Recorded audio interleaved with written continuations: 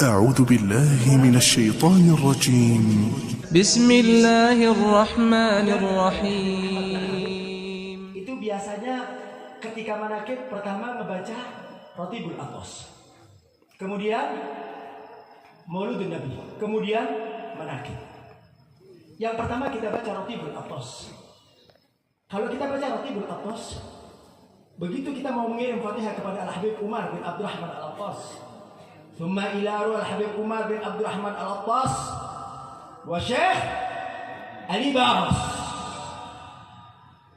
Setiap Fatihah kita yang kita sampaikan kepada Habib Umar bin Abdurrahman Al-Attas, maka tidak boleh lepas untuk menyampaikan kepada Syekh Ali Baros. Siapa itu Syekh Ali Baros? Apakah beliau seorang yang hebat? Apakah beliau seorang wali? Tidak.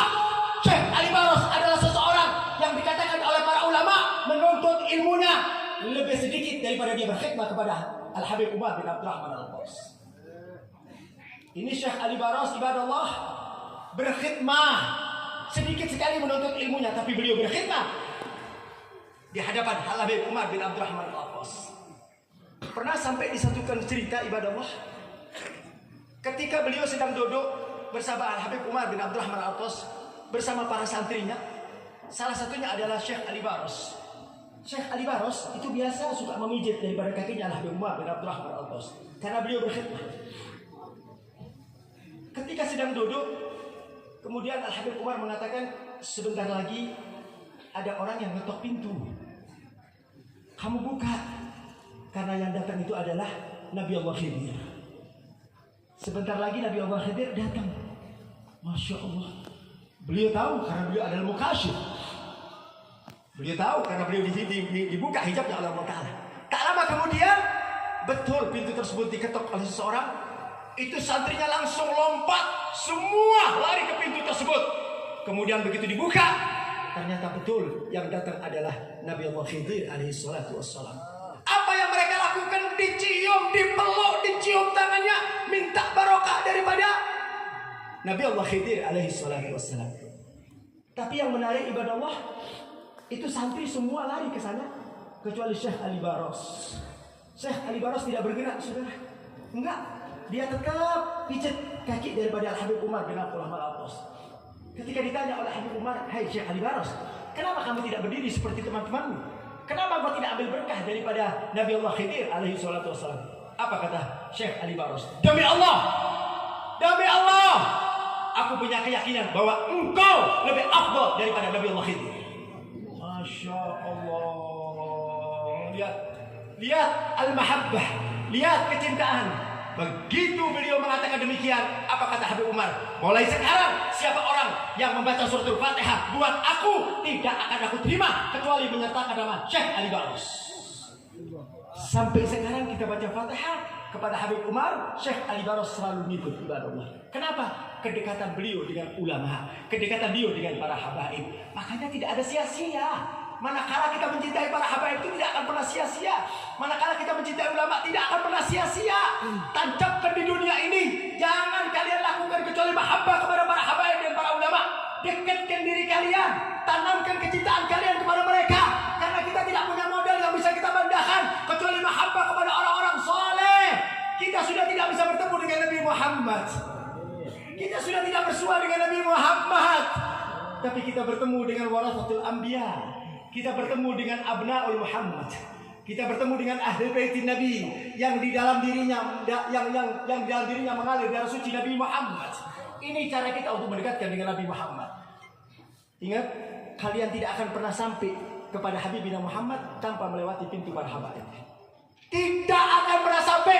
Sehebat apapun ilmu kalian, sehebat apapun kepintaran kalian, kalian tidak akan pernah sampai untuk mendapatkan kemuliaan dari Nabi Muhammad kecuali kalian mencintai para habaib. Ini bukan saya yang mengatakan, Habibina Muhammad. Bahkan Allah di dalam Al-Quran, "Qul la as'alukum alaihi ajra illa mawaddata fil qurbah." Allah perintahkan kepada Nabi Muhammad, "Qul," katakan ya Muhammad kepada kau punya umat. Katakan kepada kau punya umat, apa yang harus aku katakan ya Allah? La as'alukum alaihi ajra. Bahwa Nabi Muhammad tidak minta upah. Nabi Muhammad tidak minta bayaran kepada kita. Walaupun kita tahu bagaimana perjuangan Nabi Muhammad. Kita seorang anak tidak akan pernah bisa membalas kebaikan orang tua. Sehebat apapun seorang anak tidak akan pernah bisa membalas kebaikan orang tua. Apapun yang kalian persembahkan buat orang tua, demi Allah, bahkan Al-Habib Ali mengatakan nyawa kalian berikan sama orang tua, niscaya kalian belum bisa pernah membalas kebaikan orang tua. Kenapa? Karena kemuliaan dan kedudukan orang tua. Kalau membalas orang tua saja kita tidak mampu, bagaimana kita akan membalas Habibina Muhammad? Bagaimana kita akan membalas Nabi Muhammad? Kalian tidak akan pernah bisa, kalian tidak akan pernah mampu untuk membalas kebaikan Nabi Muhammad yang berjuang untuk umatnya, yang segala sesuatu dilakukan untuk umatnya. Beliau munajat yang didoakan umatnya, beliau sujud yang didoakan umatnya, beliau menjerit kepada Allah yang didoakan adalah umatnya. Beliau bangun tengah malam, saudara. Bangun tengah malam, hatta yatawarram dadamahu. Kakinya sampai bengkak-bengkak di musim dingin, ibadah Allah. Sujud yang memperpanjang sujudnya. Bahkan Hubabah Fatimah ketika mendengarkan Nabi sujud begitu panjang, didengarkan sama Hubabah Fatimah. Apa yang diminta oleh Habibina Muhammad? Apa yang diminta oleh Nabi Muhammad? Ternyata doa yang panjang itu semuanya buat umatnya. Luar biasa. Nabi tidak minta apa-apa, enggak. Tapi yang diminta oleh Nabi, perintah dari Allah, illa mawaddata fil qurbah. Hendaklah kalian berbuat baik kepada anak cucuku. Hendaklah kalian berbuat baik kepada anak keturunanku. Itu yang dia minta. Enggak, Nabi enggak minta apa-apa. Nabi tidak minta upah, Nabi tidak minta uang. Illa mawaddata fil qurbah. Hendaklah kalian berbuat baik kepada anak keturunanku. Hendaklah kalian berbuat baik dengan para habaib. Kenapa ini saya tekankan, ibadah Allah? Karena sekarang banyak bukan saja masyarakat awam, tapi para kiai, para ulama yang mengerti tentang dalil, yang mengerti tentang ayat, yang mengerti tentang hadis, tapi mereka tidak lagi mencintai para habaib, saudara. Mereka bangga dengan keilmuannya, mereka bangga dengan surbannya, mereka bangga dengan apa yang mereka miliki, sehingga mereka menyepelekan para habaib, menghina para habaib, mengecilkan para habaib. Demi Allah, kalian tidak akan pernah mendapatkan syafaat Nabi Muhammad. Jangan kalian banggakan itu semuanya, jangan. Karena pintu untuk mencapai ridhonya Allah dan ridho Nabi Muhammad kecuali pintu daripada pintunya para habaib. Oleh karena itu, ini satu kesempatan buat kita. Kita bisa duduk di majelis Nabi Muhammad dan sekaligus bisa duduk dengan para habaib, dengan para ulama, warasatul anbiya. Mudah-mudahan Allah Subhanahu wa taala akan mengangkat kedudukan dan derajat kita. Amin ya rabbal amin ya rabbal. Silakan kalau mau sawer, yuk kita bareng-bareng baca qasidah. Allahumma shalli wa sallim wa barik.